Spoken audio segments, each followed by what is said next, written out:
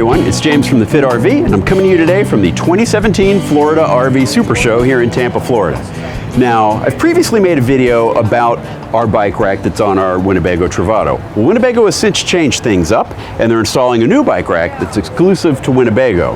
Now, some of the things on this rack work a little bit differently from our rack, and I'm going to show you those in this video. So now I'm going to be demonstrating today with this bike here. Now this is on loan to us courtesy of the folks at Genzy. This is an electric assist bike, but the good news is that it has conventional bicycle geometry. We've got a fork, we've got a top tube, a down tube, a seat tube, etc. So the good news is if it works on this bike, it should work on whatever bike you have at home.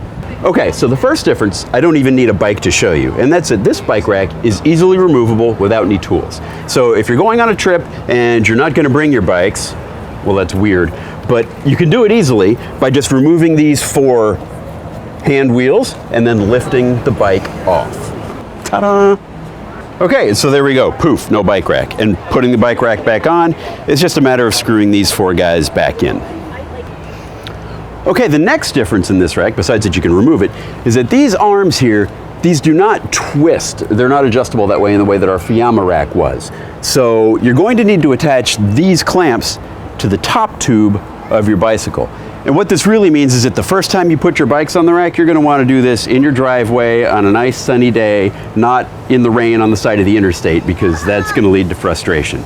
So the next difference I want to point out is that whereas on the Fiamma rack the two arms are sort of identical and they bent, on these one arm is definitely shorter than the other. Now you can adjust them just by moving this to different holes here, but you're definitely going to want to make sure that this arm is positioned for the inside bike and that this arm is going to go on the outside bike. So that's just something else to keep in mind as you're preparing where you position your bikes. All right, so the next difference has to do with the trays. Now they're up here for storage. To put them down, you kind of move these guys out of the way, gently, like so.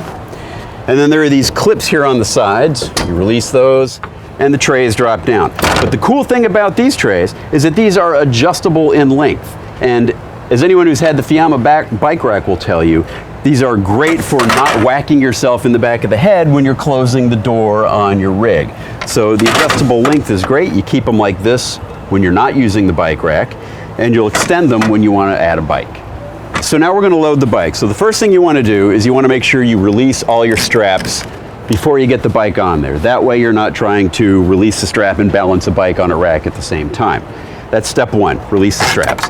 The next thing you're going to do is you're going to extend this tray. Now to do that, there's a little hand wheel down here. You're just going to release that and then slide the tray on out. And you'll figure out how far you need to slide the tray. But the one thing to know is that this piece of the rack is going to stay stationary. So one wheel is going to go here, and then the other one, you're going to move it and it's going to be wherever it lands on your bike. So once you've got the straps released and the tray extended, it's time to lift the bike. Okay, so now to pick up the bike, I always recommend one hand on the seat stay, one hand on the front fork, lean the bike back towards you, and lift. And always use proper lifting form. Lift with your legs, not with your back. Ask Steph if you don't know what proper lifting form is. Once you've got the bike up here, the first thing you're going to want to do is to put this clamp on the top tube. And the reason for that, again, is simple. You don't want the bike falling on you while you're trying to adjust anything on the rack.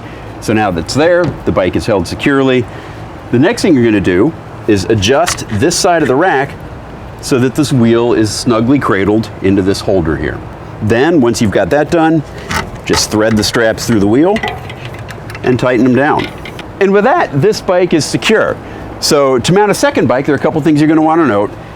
This wheel, the design of this bike rack is such that these wheels are always going to be in the same place, and they're going to be parallel with each other. So if you're mounting a second bike, you're probably going to want to mount them head to tail so that you don't have two sets of handlebars banging into each other up here at the front.